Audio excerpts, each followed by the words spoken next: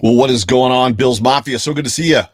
This is Joe Miller, the voice of the Overreaction Buffalo Sports Show, coming to you live with a new segment, or I should say a new group of segments called the Bills Mafia Moment.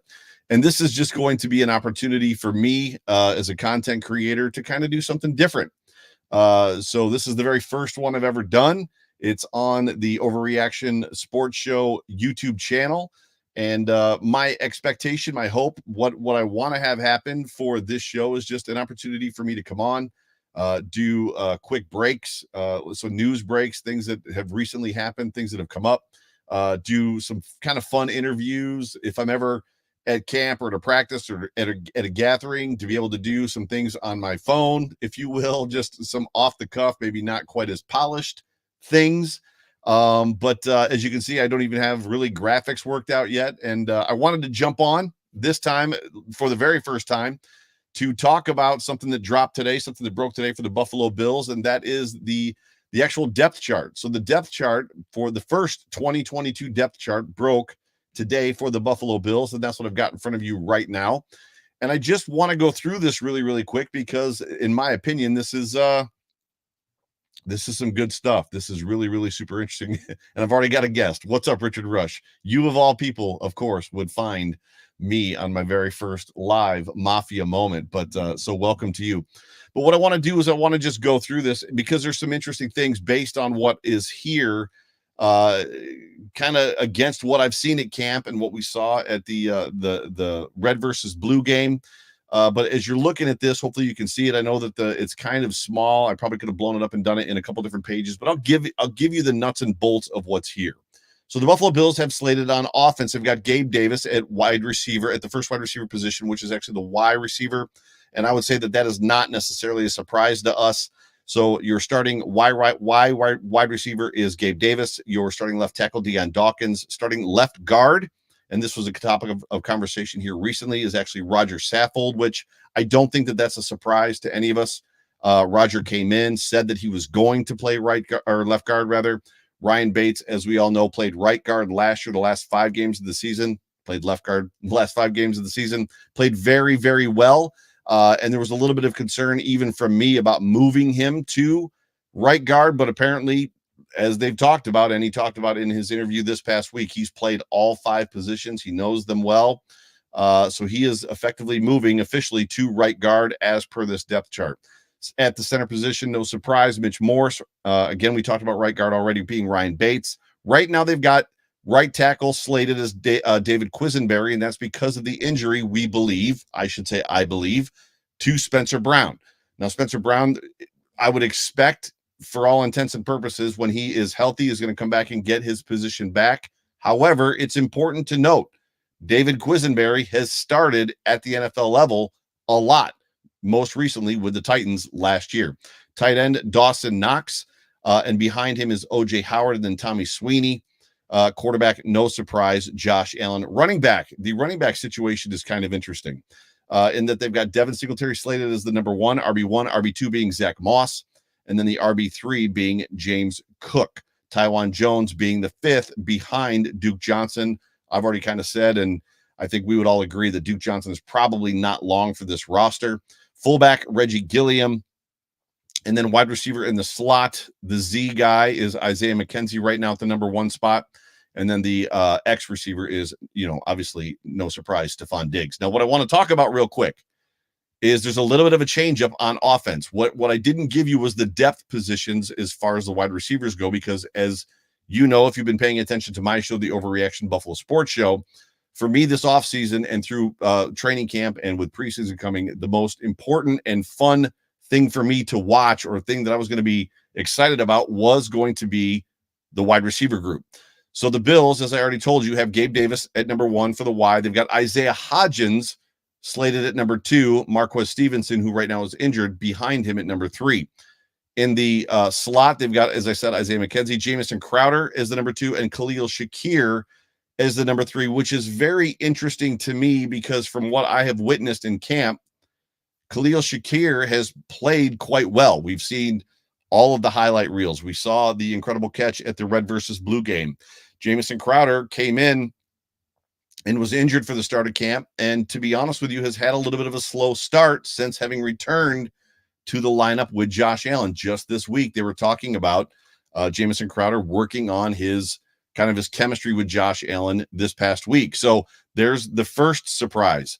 The second surprise is behind Stephon Diggs, they've got Jake Kumerow. Now, why that's a surprise is from everything I've witnessed in camp thus far, Isaiah Hodgins has been the X-receiver, number 2 guy.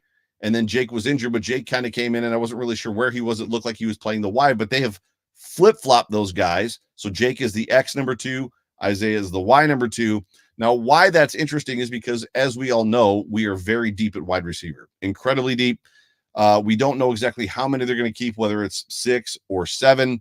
We obviously know who the top 3 are more than likely going to be: Stephon Diggs, Gabe Davis, Isaiah McKenzie.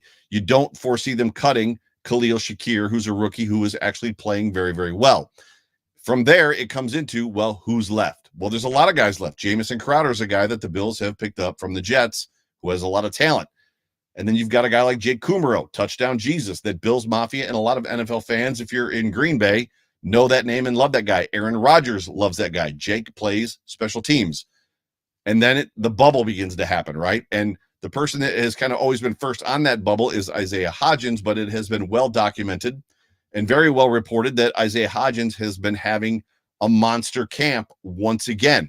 Now, this year, he is healthy. His first season, he was battling a shoulder injury, and they shut him down to have surgery for the entire season. Last year, in the first preseason game, he injured his knee and effectively shut him down, put him on the practice squad.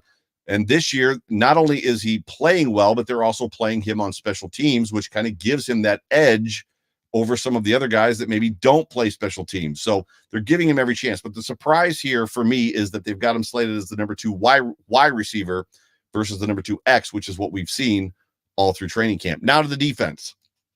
The first edge rusher, Greg Rousseau. No surprise there's a starter, Boogie Basham, backing him up. At the first defensive tackle position, Ed Oliver is the starter. Behind him, Jordan Phillips. Again, I would say no surprise there. Daquan Jones is going to be taking over for Star Latulele in the starting position with Tim Settle behind him. Very excited to see these guys in this defense and in this rotation.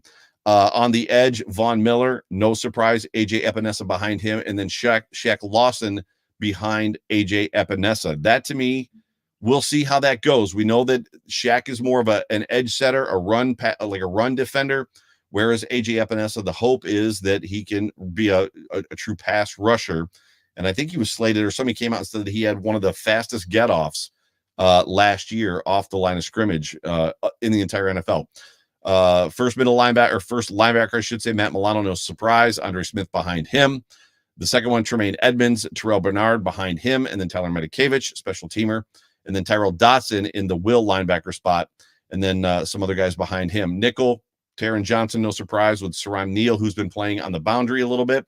Cornerback 1, Tre'Davious White, with Christian Benford slated as the number 2 a defensive back, boundary cornerback for the Buffalo Bills right now.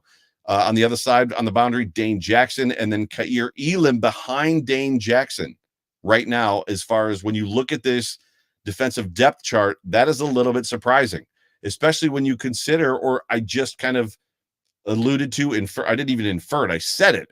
We believe that at this point in time, Spencer Brown is the second string right tackle because he's injured. Meanwhile, they've got Tre'Davious White slotted as the number 1 corner with Christian Benford behind him.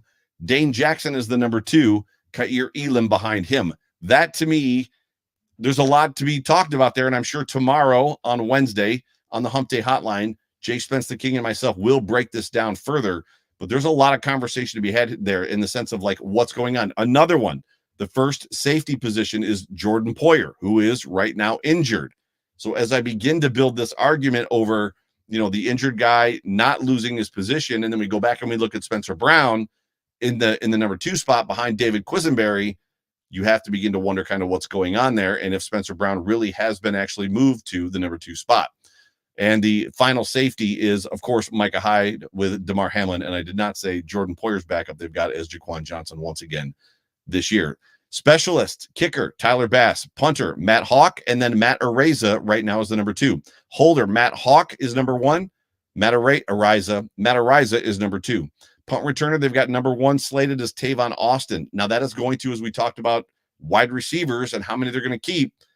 Tayvon Austin, if he truly is the number 1 punt returner, is going to eat up one of those wide receiver spots. I didn't even give you where he is kind of in the depth chart. And if you want to know, I'll tell you right now. Tayvon Austin is the 4th string slot receiver behind Khalil Shakir, which is going to be interesting. So obviously there's a battle there. Behind him, Khalil Shakir. You've got to think that from a punt return standpoint, the Bills want Khalil Shakir to take that job. Duke Johnson is the number 3. For the kickoff return specialist, Isaiah McKenzie is number 1, Duke Johnson number 2, James Cook. And I did see him take some reps at kickoff this so far in training camp. And then obviously the long snapper is Reed Ferguson. So that is what I wanted to just kind of talk briefly about. I will be at camp tomorrow, Wednesday. I will also be at camp on Thursday. So if you're out at camp and you're going to be around, please hunt me down. Find me. Love to meet you. Love to shake your hand. But this was the very first of hopefully what will be many Bills Mafia moments, where it's just a short, quick hit segment of yours truly bringing some information, hopefully some entertainment, maybe some fun. We'll see kind of where this goes. It's not necessarily going to be slated yet on certain days, but we'll see if I have Mafia Mondays or I've got an idea for Rapid Fire Friday or something like that. But be looking forward to the season coming. I'm going to basically kind of release all the graphics and all the stuff that kind of comes with it as the season begins and kind of what the slate is going to be. But until then, thanks for tuning in. Do me a favor, like and subscribe if you haven't already, and stick around for more of these and be on the lookout for them. Love you guys. Talk to you soon. Go Bills.